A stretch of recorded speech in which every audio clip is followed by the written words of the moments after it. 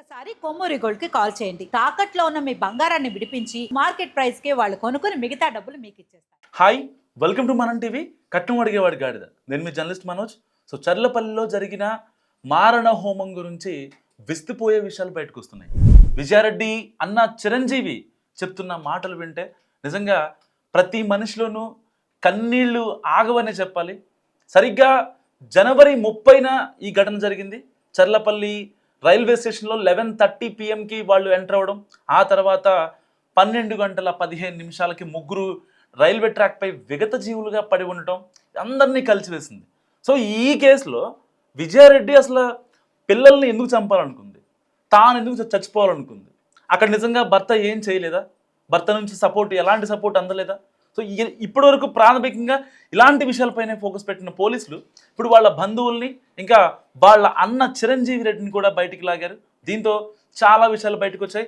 అంతేకాదు వీటన్నిటికీ తోడుగా ఇక ఫిజికల్ విట్నెస్లతో పాటు ఈ యొక్క ల్యాప్టాప్ కావచ్చు, ఆవిడ సీన్ ఆఫ్ అఫెన్స్లో దొరికిన ఆవిడ ఫోన్ కావచ్చు, ఇప్పుడు మరింత సాక్ష్యాలని పెంచే అవకాశం కనిపిస్తుంది ఈ కేసులో.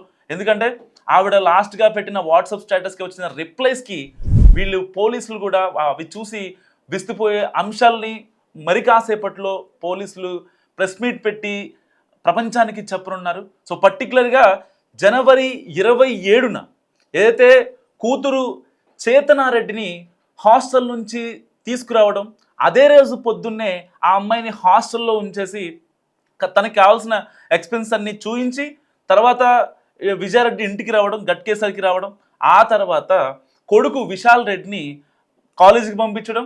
సో కాలేజీకి పంపించిన తర్వాత జనవరి 30 ఎప్పుడైతే ముగ్గురు మారణ హోమం జరగడానికి మరికొద్ది గంటల ముందు సరిగ్గా 11 గంటలకి వీళ్ళు చర్లపల్లి రైల్వే స్టేషన్కి వెళ్ళారు. ఆ రోజు అదే టైంకి ఈవినింగ్ 7:30 PM కొడుకు చదువుతున్న కాలేజ్కి వెళ్ళి విశాల్ రెడ్డి వాళ్ళ ప్రిన్సిపల్తో మాట్లాడి మరి విజయారెడ్డి కొడుకుని బయట తీసుకొచ్చింది. అప్పుడు అక్కడ కాలేజ్లో జరిగిన CCTV ఫుటేజ్ కూడా మనకి బయటకు రావడం జరిగింది. సో అప్పుడు విశాల్ రెడ్డి అడిగాడు, అమ్మ ఇప్పుడు ఎందుకు, నాకు ఎగ్జామ్స్ ఉన్నాయి, ఇప్పుడు ఇంటికి ఎందుకు, నన్ను మార్నింగే కదా నువ్వు కాలేజ్లో దింపావు, మళ్ళీ ఎందుకు తీసుకెళ్తున్నావు అంటే, సో విశాల్ రెడ్డి ఏం మాట్లాడకు, నేను చెప్పింది చెయ్యి అనే మాటలు అక్కడ కాలేజ్లో ఉన్న CCTV ఫుటేజ్లో రికార్డ్ అయ్యాయి. సో ఇప్పుడు అక్కడ ప్రిన్సిపల్ చెప్తున్న దాని ప్రకారం కూడా ఈవిడ చాలా దురుసుగా మాట్లాడారట ఫోన్లో. సో ఎట్టి పరిస్థితుల్లో విశాల్ రెడ్డిని పంపించండి, లేదంటే కనుక బాగోదు అని ప్రిన్సిపల్కి ఒక వార్నింగ్ లాగా ఇచ్చారు విజయారెడ్డి. అంటే అప్పటికి ఆల్రెడీ ఆవిడ ఫిక్స్ అయ్యారు. సో ఆ రోజున 29న దుబాయ్లో ఉన్న భర్త సురేందర్ రెడ్డి ఆ అమ్మాయికి ఫోన్ చేసి చేతనారెడ్డికి ఎలా ఉన్నావు, అంతా ఓకేనా, ఫైనా, నీకు కావాల్సినవన్నీ మమ్మీ ఇచ్చిందా లేదా అని వాకప్ చేశారు, మాట్లాడారు, అంతా అయిపోయింది. దాని తర్వాత ఆవిడ 29th కూడా చేతనారెడ్డి కాలేజ్కి వెళ్ళింది. కాలేజ్కి వెళ్ళి వచ్చిన తర్వాత ఆవిడ వెంటనే విజయారెడ్డి చేతనారెడ్డి చదువుతున్న కాలేజ్కి మళ్ళీ వెళ్ళి ఆ అమ్మాయిని కూడా ఇంటికి తీసుకొచ్చారు. గట్కేసలో రాఘవేంద్ర నగర్ కాలనీ తీసుకొచ్చారు. సో మరి ఆ పాపతో ఆ ఒక్కరోజు అంటే 24 hours ఈ సీన్ ఆఫ్ అఫెన్స్ జరగక ముందు 24 hours ఏం మాట్లాడారు. సరిగ్గా జనవరి 30న మళ్ళీ విశాల్ రెడ్డిని కూడా వెళ్ళి తీసుకొని వచ్చింది. అంటే ఒక రకంగా చెప్పుకోవాలంటే ఫస్ట్ ఓన్లీ చేతనారెడ్డిని చంపాలని అనుకుంటుందని మనకి ఇక్కడ అర్థమవుతున్న పరిస్థితి. సో కరెక్ట్గా జనవరి 30 వీళ్ళు రైల్వే స్టేషన్కి వెళ్ళడానికి కొద్ది గంటల ముందే, అంటే కరెక్ట్గా 7:30 PM అనుకోవచ్చు, ఆ టైంకి కొడుకు విశాల్ రెడ్డి చదువుతున్న కాలేజీకి కూడా వెళ్ళి అక్కడ నుంచి ఆ CCTV ఫుటేజ్ మనం గమనించవచ్చు. సో ఎట్టి పరిస్థితుల్లో విశాల్ నువ్వేం మాట్లాడకు, నాకు ఎగ్జామ్స్ ఉన్నాయని చెప్పినా సరే విజయారెడ్డి వినే ప్రయత్నం చేయలేదు. ప్రిన్సిపల్తో కూడా వాదించి మరి విశాల్ రెడ్డిని బయటకు తీసుకొచ్చింది. సో వచ్చిన తర్వాత వెంటనే వీళ్ళు రాఘవేంద్ర నగర్ ఆ కాలనీకి వెళ్ళారు, వాళ్ళు నివాసం ఉండే ఇంట్లో. సో అప్పటికే విజయారెడ్డి వాళ్ళ అన్న చిరంజీవి ఆ ఇంట్లోనే ఉన్నాడు. సో అప్పటికే వీళ్ళంతా చాలా హడావుడిగా ఉండడం గమనించిన చిరంజీవి ఏమైంది ఏంటనే మాట్లాడే ప్రయత్నం చేసిన విజయారెడ్డి దేనికి కూడా సమాధానం చెప్పలేదు. సో వెంటనే విజయారెడ్డి తల్లి పుష్పారెడ్డికి చిరంజీవి కాల్ చేశాడు. అసలు ఏమైంది, ఏమన్నా గొడవ అయిందా ఏంటి? సో వెంటనే దాని తర్వాత పుష్పారెడ్డితో మాట్లాడిన తర్వాత సో వెంటనే విజయారెడ్డి వాళ్ళ భర్త సురేందర్ రెడ్డికి కూడా చిరంజీవి కాల్ చేశాడు. ఏమన్నా గొడవలు అవుతున్నాయా అని చెప్పి మాట్లాడే ప్రయత్నం చేసినా ఎలాంటి గొడవలు లేవని చాలా సున్నితంగా రిప్లై ఇచ్చారు సురేందర్ రెడ్డి. సో ఈ కాన్సిక్వెన్స్లో ఎక్కడ అసలు జనవరి 29న అసలు ఏం జరిగింది, ఆవిడని బాధ పెట్టిన అంశం ఏంటి? ఇప్పుడు నిజంగా ఒక $1 మిలియన్ ప్రశ్న చెప్పుకోవచ్చు. ఎట్టి పరిస్థితుల్లో పిల్లల్ని కూడా చంపేయాలి, నా తర్వాత ఒకవేళ పిల్లలు ఉన్నా కానీ వాళ్ళని ఎవరు చూసుకోరు అంటే, వాళ్ళని ఎవరు చూసుకోరనే ఒక ఉద్దేశం విజయారెడ్డి మైండ్లో పడింది అంటే, ఆల్రెడీ ఇంతకుముందు 2 నెలల క్రితం అయితే వాళ్ళ ఆల్రెడీ విజయారెడ్డి సాఫ్ట్వేర్గా వర్క్ చేస్తున్నారు, టీమ్ లీడ్గా. సో వాళ్ళ కంపెనీ వాళ్ళు వచ్చినప్పుడు విజయారెడ్డి వాళ్ళ అమ్మతో వాళ్ళు కొన్ని విషయాలు డిస్కస్ చేశారు. ఎందుకు సురేందర్ రెడ్డితో ఈవిడ సరిగా ఉండలేకపోతుంది అనే విషయాలు డిస్కస్ చేసినప్పుడు వాళ్ళ అమ్మ పుష్పారెడ్డి చాలా క్లియర్గా వాళ్ళ కొలీగ్స్కి చెప్పారు. సో 2007లో పెళ్ళయింది.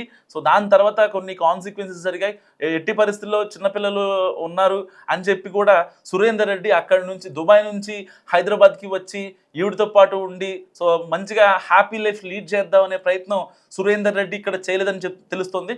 సో కానీ ఎప్పుడైతే జనవరి 30 నైటు ఈ ఘటన జరిగిందో, ఈ విగత జీవులుగా ట్రాక్ల మీద పడి ఉన్న తర్వాత ఆ స్టేటస్ చూసిన సురేందర్ రెడ్డి వెంటనే హైదరాబాద్ రావడం జరిగింది.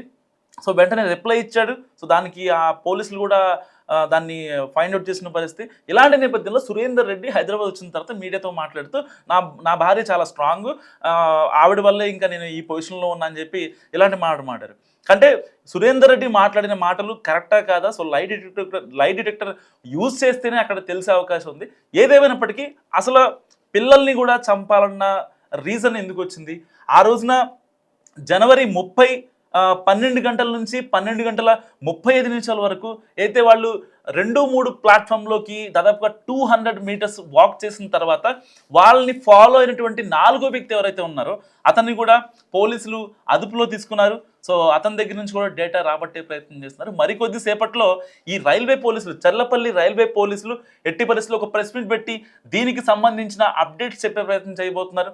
సో దానికన్నా ముందు అసలు విజయారెడ్డి ఆ ఇద్దరు పిల్లల్ని చంపాలనుకుందా, లేదంటే ఓన్లీ చేతనారెడ్డి ఆడపిల్ల, సరే మగపిల్లాడు ఎలాగైనా బతుకుతాడు, ఇబ్బంది ఏం లేదు, ఆడపిల్ల ఎలా బతుకుద్ది అనే యాంగిల్లో ఆలోచించి ఒకరోజు ఏదైతే జనవరి 28న ఆ అమ్మాయిని కాలేజ్ హాస్టల్లో పంపించారు. దాని తర్వాత పంపించిన 24 అవర్స్కే అంటే 29th ఈవినింగ్ మళ్ళీ వెంటనే తీసుకొచ్చేసారు. సో ఈ గ్యాప్లో అసలు ఏం జరిగింది? ఆ రోజున తల్లి పుష్పారెడ్డి లేదు, కేవలం బంధువులు మాత్రమే ఉన్నారు. ఆల్రెడీ 28th 27th ఆవిడ తన ఆఫీస్కి కూడా వర్క్ చేసింది. సో దానికి సంబంధించి వాళ్ళ కొలీగ్స్ని విచారించే ప్రయత్నం చేస్తే వాళ్ళు కూడా చెప్పిన మాట ఒకటే, సో నాకు లీవ్ కావాలని చెప్పింది, కానీ ఆ లీవ్కి ఎలాంటి కారణం కూడా చెప్పలేదు. So as per company norms ప్రకారం ఒక టీమ్ లీడ్గా ఉన్న పొజిషన్లో ఉన్నటువంటి వ్యక్తి అతను కొంచెం ఎప్పటి నుంచో డిప్రెషన్లో ఉంది. సో దానికి కూడా వాళ్ళ ప్రాజెక్ట్ మేనేజర్ కావచ్చు, పాడ్ లీడ్ కావచ్చు, ఎవరు కూడా ఏం మాట్లాడలేని పరిస్థితి అనమాట. సో తన కింద ఉన్న టీమ్ మెంబర్స్ ఎవరైతే ఉంటారో వాళ్ళు కూడా అసలు ఏమైంది మేడం, 2 రోజుల నుంచి ఆఫీస్కి రావట్లేదు ఏంటని వాళ్ళు కూడా ఫోన్ చేసినా సరే విజయారెడ్డి ఎవరు ఫోన్ లిఫ్ట్ చేయలేదట. సో దానికి సంబంధించి పోలీసులు కూడా ఒక అథెంటిక్ ఇన్ఫర్మేషన్ మనకి పాస్ చేశారు. సో పర్టికులర్గా ఈ యొక్క బయటకు వచ్చిన సీసీటీవీ మనం టీవీ స్క్రీన్ పై మనం ఎక్స్క్లూజివ్గా చూస్తున్నాం.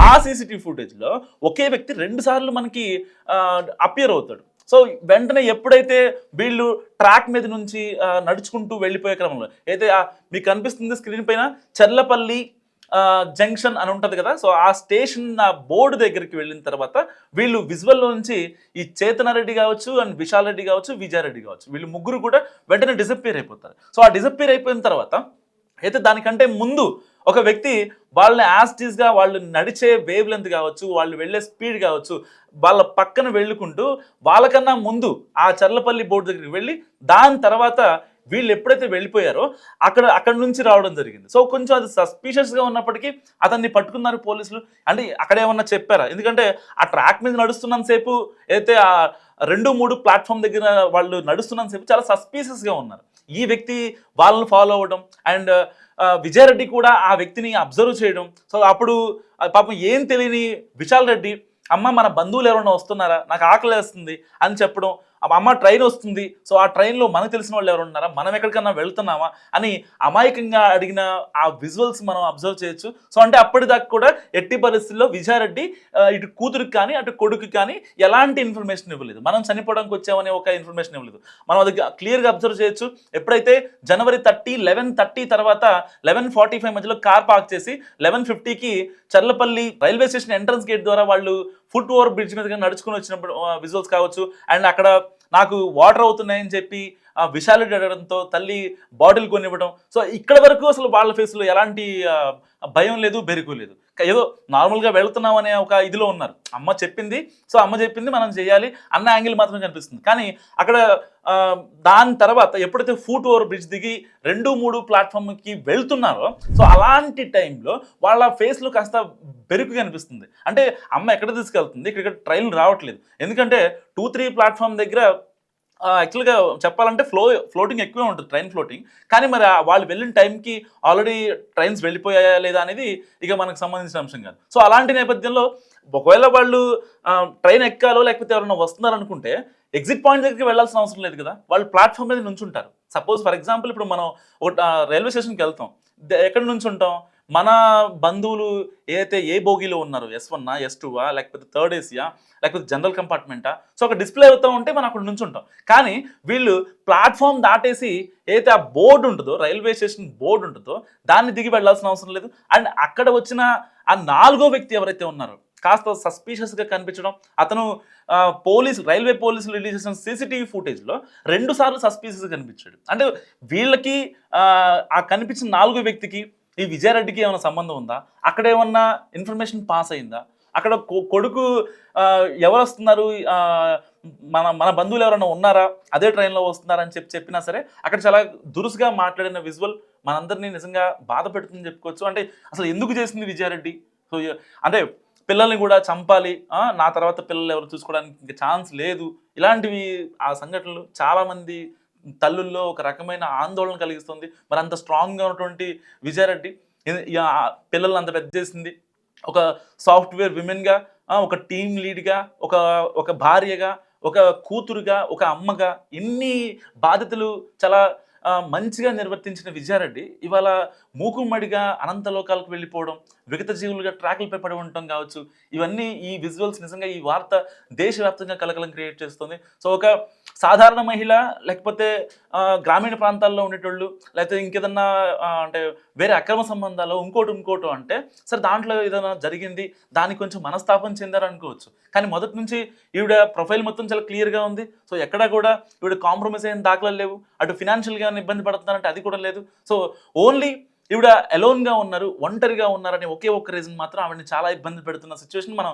చాలా క్లియర్గా మనకి కనిపిస్తుంది. కానీ అసలు ఎందుకు ఆవిడ చనిపోవడానికి రీజన్ ఏంటి, పిల్లల్ని కూడా చంపడానికి రీజన్ ఏంటి, జనవరి 29న అసలు ఏం జరిగింది, ఆ రోజున కేవలం ఓన్లీ చేతనారెడ్డిని తీసుకోవడానికి గల కారణం ఏంటి, తర్వాత ఆన్ ది స్పాట్లో కాసేపట్లో ఒక 3-4 అవర్స్లో చనిపోతామన్న తర్వాత మళ్ళీ విశాల్ రెడ్డిని కూడా కాలేజ్కి వెళ్ళి వాళ్ళ ప్రిన్సిపల్తో గొడవపడి మరి అక్కడ తీసుకురావడానికి గల కారణం ఏంటి, అసలు వీళ్ళు అంటే కారులో వచ్చేటప్పుడు ఆ ½ అవర్ ట్రావెలింగ్ టైంలో విశాల్ రెడ్డి కాలేజ్ నుంచి ఉప్పల్ డిపోలోని రాఘవేంద్ర నగర్ రావడం అండ్ అక్కడ నుంచి చర్లపల్లి రైల్వే స్టేషన్కి రావడం. సో ఈ ½ అవర్ డ్యూరేషన్లో అసలు ఏం జరిగింది, వాళ్ళని ఎలా కన్విన్స్ చేసింది, కేవలం చనిపోతున్నామని చెప్తే ఒకవేళ వాళ్ళు మాట్లాడే పరిస్థితి ఉంటుంది కాబట్టి చెప్పింది చేయండి అని చెప్పి ఆల్రెడీ మనకి కాలేజీలో చెప్పింది విశాల్ రెడ్డికి. సో ఆయితోనే ఇంకా అమ్మని అరిపిస్తే కోపం వస్తుందేమో అన్న యాంగిల్లో వాళ్ళిద్దరూ మాట్లాడలేదా, లేదంటే ఎవరైనా వస్తున్నారని చెప్పి బంధువులు వస్తున్నారని చెప్పిందా. సో మొత్తానికైతే రైల్వే స్టేషన్లోకి ఎంటర్ అయిన తర్వాత వాళ్ళు అసలు వాళ్ళ మొహంలో కానీ ఎలాంటి బెరుకు లేదు. ఈవెన్ అన్నీ తెలిసిన విజయారెడ్డి ఫేస్లో కూడా ఎలాంటి బెరుకు కనిపించలేదు. బేసిక్గా మనం ఏదన్నా ఒక గొప్ప పని ఒక చెడ్డ పని చేస్తున్నామంటే ఆ మొహంలో కొంచెం బెరుకు కనిపిస్తుంది. ఆ బెరుకు కూడా అట్లీస్ట్ క్యారీ అవ్వకుండా ఏ CCTV ఫుటేజ్లో, ఆ CCTV ఫుటేజ్ అంటే గుర్తొచ్చింది ఎగ్జాక్ట్గా ఆవిడ రైల్వే పోలీసులు రిలీజ్ చేసిన CCTV ఫుటేజ్ మనం గమనిస్తే, సో ఆవిడ ఎక్కడైతే CC క్యామ్లు ఉన్నాయో ఆ CC క్యామ్కి వెళ్ళి కూడా చూసిన విజువల్స్ మనం అబ్జర్వ్ చేయొచ్చు. అంటే నన్ను రికార్డ్ చేస్తున్నాయా, సో రేపొద్దున ఏమన్నా దొరికే అవకాశం ఉందా, సో దీనికన్నా బెటర్ ప్లేస్ కావాలంటే ఎక్కడ ఇంట్లో సూసైడ్ చేసుకోవాలి, పిల్లల్ని ఇబ్బంది పెట్టాలి, సో ఇంట్లో చేసుకుంటే ఇంటి పక్కన వాళ్ళు ఇదంతా ఇది అనుకుంటారు. సో ఆ రీజన్తో ఈవిడ స్టేషన్కి వచ్చి ట్రైన్ ఎదుట దూకిందా, లేదు అంటే కొడుకుని వదిలేద్దాం, కొడుకుని అంటే మన వంశం వారసత్వం కావాలి కాబట్టి సో ఆ పాయింట్లో ఏమన్నా విశాల్ రెడ్డిని లాస్ట్ మినిట్లో వదిలేద్దాం అనుకుందా? లేదు ఇంకా నేను కూతురే చనిపోతున్నాం, ఇంకా కొడుకు కూడా ఎందుకు, వాడిని ఎవరు చూసుకుంటారు? సో భర్త సురేందర్ రెడ్డి ఎలాగో సరిగ్గా పట్టించుకోవట్లేదు. సో ఇలాంటి నేపథ్యంలో పుష్పారెడ్డి కూడా ఏదైతే విజయారెడ్డి వాళ్ళ మదర్ ఉన్నారో ఆ పుష్పారెడ్డి కూడా కాసింత వృద్ధాప్యంతో బాధపడుతున్న పరిస్థితి. మరి ఇలాంటి నేపథ్యంలో నా కొడుకుని నా కూతుర్ని ఇంకా నేను లేకపోతే ఎవరు చూసుకోలేని పరిస్థితిలో ఇంకా ఎక్స్ట్రీమ్కి వెళ్ళిపోయారా అన్న విషయాలు కూడా మరికొద్ది నిమిషాల్లో తెలియబోతున్నాయి. సో ఇప్పటికే విజయారెడ్డి వాడిన వాట్సాప్ కావచ్చు, ఇంకా విజయారెడ్డి యూజ్ చేసిన ల్యాప్టాప్ కావచ్చు, ఆఫీస్ ల్యాప్టాప్ కావచ్చు, దానిలో మెయిల్స్ని పోలీసులు క్షుణ్ణంగా పరిశీలిస్తున్నారు. తన పర్సనల్ మెయిల్లో కూడా ఏదైతే కాన్వర్జేషన్స్ ఉన్నాయో వాటిని కూడా ట్రాక్ చేశారు. సో గత 15 రోజులుగా ఆవిడ ఎవరితో మాట్లాడింది, ఇంకా ఏ లొకేషన్స్కి వెళ్ళింది, ఆఫీస్కి వెళ్ళిన తర్వాత వచ్చేటప్పుడు ఎవరిని కలిసింది, దాదాపుగా 15 రోజుల్లో ఆవిడ 5 రోజులు వర్క్ ఫ్రమ్ హోమ్ చేశారు, 10 డేస్ ఆఫీస్కి వెళ్ళారు. సో పర్టికులర్గా ఇలాంటి అంటే డిప్రెషన్గా ఉన్న మూమెంట్లో ఆవిడ బేసిక్గా వర్క్ ఫ్రమ్ హోమ్ చూస్ చేసుకునే అవకాశం ఉంటుంది. ఆబ్వియస్లీ ప్రతి సాఫ్ట్వేర్ ఈ రోజుల్లో వర్క్ ఫ్రమ్ హోమే చేసుకుంటారు, ఎందుకంటే హైబ్రిడ్ విధానంలో కంపెనీలు కొంచెం మార్చాయి కాబట్టి సో వాళ్ళకి ఆ వెసులుబాటు ఉంటుంది. సో ఆ కాల్ కావచ్చు, లేదంటే రిప్లేస్ కావచ్చు, మనం ప్రాపర్గా బగ్స్ని రెక్టిఫై చేసుకుంటే సరిపోతుంది. సో వాళ్ళ పని టాస్క్ అయిపోతుంది, ఎక్కడుండైనా చేసుకునే ఆ వెసులుబాటు ఉంది. ఇలాంటి నేపథ్యంలో పర్టికులర్గా గట్కేసర్ నుంచి ఇటు గచ్చిబౌలి వరకు రావడానికి తనకి ఈజీగా 1 అవర్ పడుతుంది. సో ఆ 1 అవర్ ట్రావెల్ని తగ్గించుకోవాలని చూస్తారు తప్ప మళ్ళీ నేను అనవసరంగా ఆఫీస్కి వెళ్ళి అక్కడ స్ట్రక్ అవ్వటం, సో ఇదంతా ఎందుకు అనుకుంటారు. ఇంటి దగ్గర నుంచి చేసే వెసులుబాటు ఉన్నా సరే 5 రోజులు మాత్రమే వర్క్ ఫ్రమ్ హోమ్ చేసి 10 రోజులు ఆఫీస్కి వెళ్ళిందంటే సో ఏదన్నా ఆ యొక్క వాళ్ళ టీమ్మేట్స్ కావచ్చు, లేకపోతే వాళ్ళ కొలీగ్స్ కావచ్చు, వాళ్ళ పాడ్ లీడ్ కావచ్చు, వాళ్ళ మేనేజర్స్ కావచ్చు, ఏదన్నా విషయం కన్వే చేసిందా? ఎందుకంటే ప్రతి ఒక్క ఆఫీస్లో ఎవరన్నా అంటే మన అనుకున్న వాళ్ళు ఒకళ్ళు ఉంటారు, ఈ ప్రతి మనిషికి మన అనుకునే వాళ్ళు ఒకళ్ళు ఉంటారు, వాళ్ళకి ప్రతిదీ విషయాలు షేర్ చేస్తూ ఉంటారు. వాళ్ళ హెల్త్ కండిషన్స్ కావచ్చు, వాళ్ళ ఫినాన్షియల్ కండిషన్స్ కావచ్చు, వాళ్ళ పర్సనల్ ఇష్యూస్ కావచ్చు, మ్యాటర్స్ కావచ్చు, సో ప్రతిదీ మనం షేర్ చేసుకుంటూ ఉంటాం. ఇలాంటి నేపథ్యంలో మరి విజయారెడ్డి ఎవరికి షేర్ చేసింది? సో ఇంతకుముందు ఆల్రెడీ 2 months బ్యాక్ ఎప్పుడైతే డిసెంబర్ ఫస్ట్ వీక్లో కావచ్చు, నవంబర్ ఎండింగ్లో కావచ్చు, ఎప్పుడైతే విజయారెడ్డి కండిషన్ చాలా క్రిటికల్గా ఉంది, ఈ అమ్మాయి ఎలోన్గా ఉంటుంది, చాలా ఇబ్బంది పడుతుంది, సో ఏదో డిప్రెషన్ మోడ్లో ఉంటుంది ఎప్పుడు చూసినా, సో తన పర్ఫార్మెన్స్ పరంగా కూడా కొంచెం తగ్గినట్టుగా కూడా వాళ్ళ అఫీషియల్స్ చెప్తున్న పరిస్థితి. ఇలాంటి నేపథ్యంలో వాళ్ళ టీంలోని వాళ్ళ కొలీగ్స్ ఈ అమ్మాయి కొంచెం సపోర్ట్ ఇచ్చారు. ఇంటికి రావడం కావచ్చు, వాళ్ళ అమ్మ పుష్పారెడ్డికి వీళ్ళందరినీ పరిచయం చేయడం కావచ్చు. అప్పుడు వాళ్ళ కొలీగ్స్ అసలు జరిగింది ఏంటి, సురేందర్ రెడ్డి ఎందుకు దుబాయ్లో ఉంటున్నాడు, మరి 2 పిల్లలు పుట్టారు, 2 పెద్దవాళ్ళు అవుతున్నారు, వాళ్ళకి మంచి చెడ్డ చూసుకోవాల్సినవి ఉంటాయి, ఇలాంటివన్నీ వాళ్ళ కొలీగ్స్ వాళ్ళ అమ్మతో డిస్కస్ చేసే ప్రయత్నంలో కూడా సో వాళ్ళ అమ్మ చాలా క్లారిటీగా చెప్పేసింది, జరిగింది ఇది, ఇట్లా పెళ్ళైన తర్వాత అతను వెళ్ళిపోవడం జరిగింది, అక్కడ నుంచి అంతో కొంత మనీ పంపిస్తాడు. కానీ విజయారెడ్డి ఎప్పుడు దుబాయ్ నుంచి నా భర్త ఎంతో కొంత పంపిస్తాడు, వాటితో ఏదో చేద్దాం అనే పాయింట్ లేదు. ఒక రకంగా ఆవిడ ఒక సాఫ్ట్వేర్, తనకి వచ్చే శాలరీ చాలా ఎక్కువగానే ఉంటుంది. సో పిల్లలకి ఏం కావాల్సినయో ఆవిడకి ఏం కావాలో, ఇంత స్ట్రెస్లో కూడా పిల్లల్ని చాలా హై లెవెల్గా తీసుకురావాలి అని ఆలోచించింది తప్ప ఇంకెక్కడ కూడా తన క్యారెక్టర్ మీద, తన క్యారెక్టర్ని అసెసిన్ చేయడానికో ఎక్కడ కూడా ఎవరికి స్కోప్ ఇవ్వలేదు. సో నిజంగా ఆ మహాతల్లి చనిపోయి ఎక్కడుందో తెలియదు, కానీ సో ఆ పిల్లల్ని ఎందుకు చంపింది అనేది ఇప్పుడు చాలామంది మాతృమూర్తుల్లో మెదులుతున్న ప్రశ్న. ఫైనల్గా విజయారెడ్డి కేసులో మలుపు చిక్కని ప్రశ్నలు కాసేపట్లో తెగే అవకాశం ఉంది. సో విజయారెడ్డి ఎందుకు చనిపోయింది, పిల్లల్ని కూడా ఎందుకు చంపేస్తున్నారు మీరు అనుకుంటున్నారు? మస్ట్ కామెంట్ చేయండి. చూస్తూనే ఉండండి మనం టీవీ.